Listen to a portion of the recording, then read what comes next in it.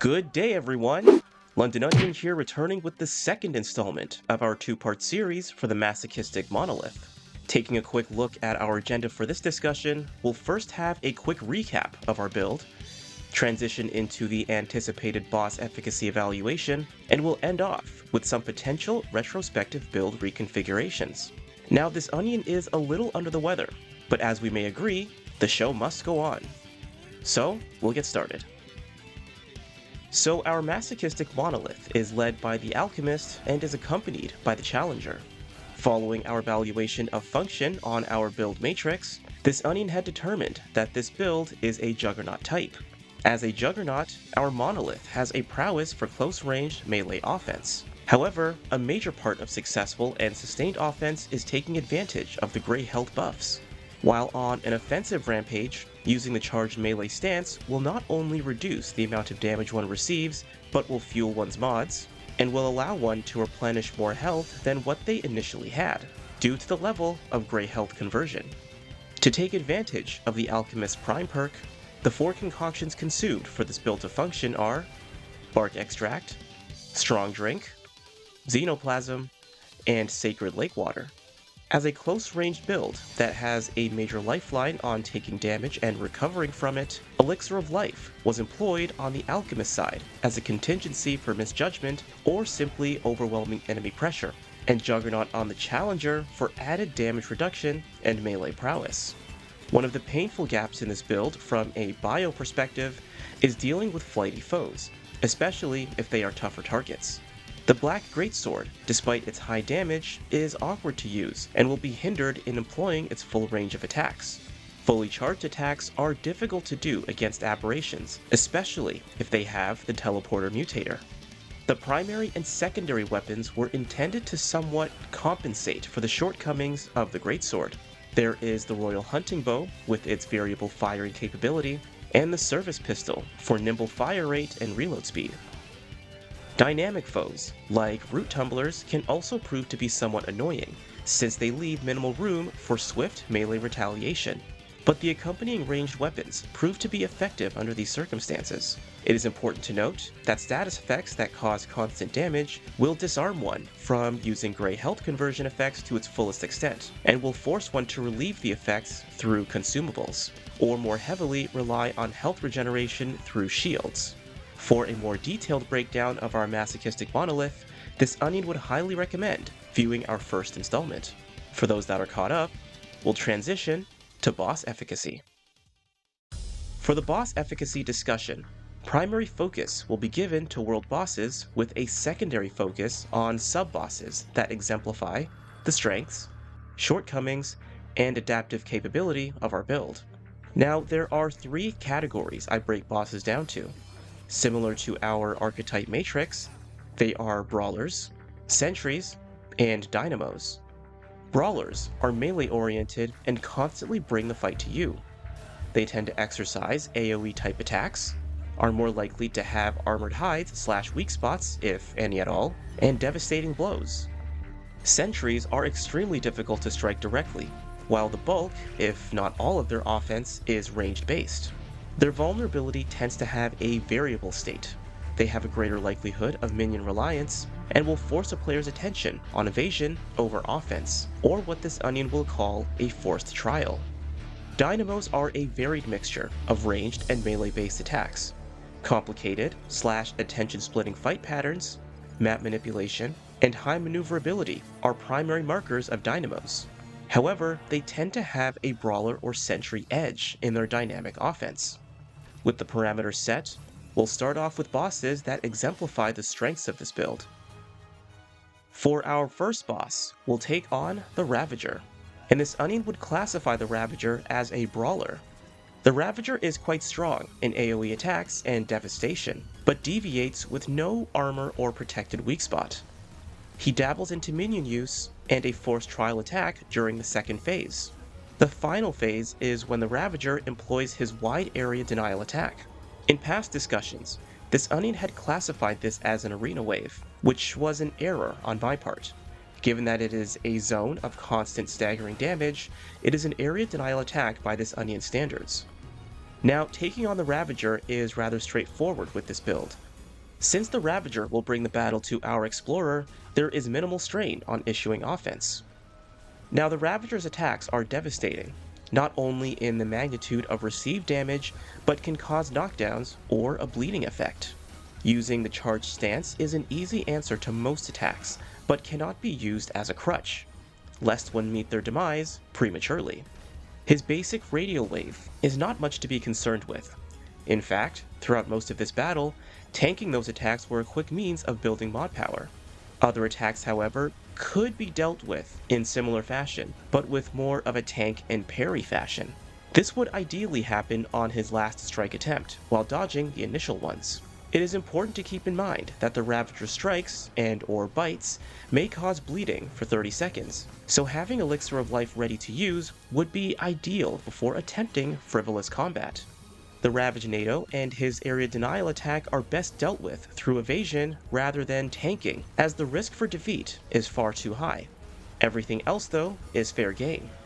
During the final phase, this Onion had the most success with increased reliance on mod use, as opposed to relentless melee offense. His frequent use of area denial will likely force one to err on the side of caution and flight over steadfast and fight. Moving on to the metaphysical Talrotha, this boss would be fitting of a dynamo. He has quite the maneuverability, with frequent teleportation and attack patterns. He's also not exactly slow on his feet. Talrotha will make regular use of arena waves, projectiles, and will jump from close range to far range offensive maneuvers. Now, he's not terribly devastating with ranged attacks, but up close can take off an alarming amount of health, even in the charged stance. Similarly to the Ravager, one would be better off tanking one attack and dodging the other. That way, mod power can still be regenerated at an accelerated rate and a swift retaliation delivered. Even with all of this said, most of his attacks can be tanked without major concern. While he is at a distance, Skewer, or even Familiar, can become quite a convenience. Provided one keeps an eye on their health, victory should come with ease. Lastly, for strengths, we have the Cinderclad Forge, which is a sentry by this Onion standards. It is very high in varied vulnerability, but has minimal minion reliance and some distancing tactics, a forced trial period, and one where it is out of strike range. The offense, however, is for the most part projectile-based. Despite being a sentry, our masochistic monolith will have an easy time closing the distance and making use of their melee prowess. Some discretion, though, must be exercised. Devastation is low for the Forge. At most, one may have to worry about the burning status effect when it is out of strike range, but with the Shadeskin trait, this is of minimal concern. The forced trial is the most hazardous part of the battle. The Cinderclad Forge creates a vortex effect with the rotating sandblasters, for lack of a better term, and the constant rocks being launched at a close radius. One can tank a good amount of the projectiles, but the degree of damage accumulation may be a bit too high to risk. During regular phases of attack, this Onion had the most success when attacking in the same direction of the Cinderclad's rotation to inflict continuous damage while avoiding the proverbial sandblasters. In the event of a misjudgment, the charged stance should suffice to tank the damage and resume as previously described. Transitioning to bosses that test adaptive capability, first up, we have Corruptor. This is essentially two bosses in one, and with the classification of a dynamo. The main target is more sentry-based, but the Guardian is an all-out brawler. The Corruptor itself has a single area denial attack, but is also heavily devastating. It also has a swarm of root moths that may attack at random moments or after the Guardian has been incapacitated. With the way our monolith is built, the Guardian will have to be the primary target. Typically, one may wish to keep their distance, but due to the offensive capability of our build, the detached swords can be eliminated with a single neutral dodge attack. Otherwise, kill switch is a fair alternative. Taking down the Guardian should be a mixed effort between melee strikes and weak spot hits with the Royal Hunting Bow. Depending on the mod one wishes to employ, they may also be used to accumulate damage against the Guardian. Once the Guardian is incapacitated, the Service Pistol is best used against the incoming Root Flyers due to its nimble reload speed and hit scan capability. Damage can then be redirected to the Corruptor with the Royal Hunting Bow. Now, as the battle progresses, the Guardian will have an increased frequency of blue swords, which will create a greater demand on one's ranged capabilities. If ammo does become scarce over the course of the battle, one could switch strategies by saving ammo for the Corruptor and blue swords while relegating melee damage to the Guardian. Provided one is not too overzealous or greedy in their damage output while steering free of the Corruptors and Root Moth's offense, victory will only be an eventuality. Moving on to the Red Prince. This guy would be considered a dynamo with a brawler's edge in this Onion's opinion. He has high maneuverability, map manipulation, and mixed ranged and melee attack patterns. He will periodically summon minions, will infect the Explorer with cursed and burning status effects upon successful strikes with his spears and/or sword, and will intermittently create an area denial radius for a close-range skirmish, which bleeds into map manipulation. The adaptive requirement in this battle is relatively low, since the Red Prince will usually bring the fight to our Explorer. Additionally, standing toe-to-toe with him is a worthwhile strategy to inflict damage since he is not terribly devastating. Even while cursed, the defenses on our Monolith, paired with shield activation / health regeneration, compensates well for blunders that may occur during the battle. During the close-range skirmish, this Onion found it helpful to activate the Juggernaut skill for maximized effect and damage reduction. For our last boss on the adaptation spectrum, we have Shahala, a textbook sentry. This one requires a bit more adaptation, since our chief means of offense is for the most part disarmed. It has heavy minion use, varied vulnerability, and a series of forced trial events coupled with being out of strike range, for the most part. Most attacks are not terribly devastating, except for when the ethereal hands spawn from the ground during the forced trial events. These are potential insta-gives if one is not careful. Taking on this boss will have a heavier demand on ranged capability, which is a satisfactory, at best, aspect of the build. To reduce the reliance on one's ammo, tanking damage and using the offensive mod is helpful. Otherwise, one will have to strike the ethereal hands following one of the forced trial events. Now, our ranged capability may be the dull side of this build, but aiming for the weak spot is still worthwhile. Ammo will just have to be rationed carefully. This Onion would argue that Skewer would be the best option for alternative offense, and most of the attacks can be tanked for grey health conversion. What makes this boss require adaptation is that it demands an opportunistic approach to employing the chief offensive method, that being melee attacks against the ethereal hands. As for the bosses that exemplify the strengths of this build, we first have Lydusa, a textbook sentry that is distant, has varied vulnerability, and a frequent use of minions. She employs some radial waves, and comes with the dynamic effects of high maneuverability and map manipulation. Lydusa is a struggle for this build. There are very few opportunities for melee strikes, and out of our 3 mods of choice, the Skewer mod will have the easiest application and most frequent regeneration. Familiar can work, but during the first and second phases, Familiar will either struggle to catch Lydusa, will become distracted on her minions, or will simply get destroyed by her offense. The first 2 phases will call on the attritional capability of our Monolith. Without a successful mod use, one will have to make frequent use of their bow and pistol to chip away at Lydusa and her minions.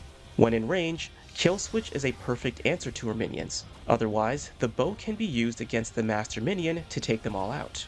During the second phase, one can use melee attacks for the brief moments she is in range, but this will make up a minority of one's damage numbers, and is a bit difficult to execute with the Black Greatsword. Now, a good portion of Lydusa's attacks can be tanked with the charged stance, but it is heavily recommended to employ the Skewer mod for a buff to range damage. During the final phase, either Skewer or Familiar will do, since she is stationary and her weak spot is fully exposed. Provided one is firing with maximum effectiveness and using their mods, victory should be assured. Getting to the third phase, though, is the difficult part. It will prey on one's patience and maximize demand on our Monolith's blind spots. Next, Custodian's Eye, another textbook sentry. This boss has exclusive demand on ranged capability with this build. Since ammo reserves is a gap in advantages, supplementing with mod use is heavily recommended. Custodian's Eye can be rather devastating without the correct discretion. To gain mod power, the basic sweeping laser and the purple beam itself can be absorbed. With the purple one though, one should take extra caution to avoid the ground-based explosions that follow, as it is easy for damage to accumulate too quickly. During the Custodian's forced trials, avoiding the rotating lasers is heavily recommended as the insta-give potential is extremely high, but this is also when the weak spot has sustained exposure. The second force trial with the trio of blue lasers can be tanked, but it is a high-risk maneuver, and this onion would not recommend attempting to gain mod power from it. Lastly, the blue staggering projectiles that are continuously fired should be avoided like the plague, as death can be almost instant. Activating Juggernaut will provide stagger and damage forgiveness, but not enough to warrant tanking through them for mod power or reciprocated offense. One's best bet for ammo replenishment are the minions it will frequently summon, and using the service pistol for their elimination is recommended, since they aren't very tough. Just like Lydusa, patience is key with this battle, and this onion makes it a point to wait out its periodically available weak spot, as it is easy to run out of ammo.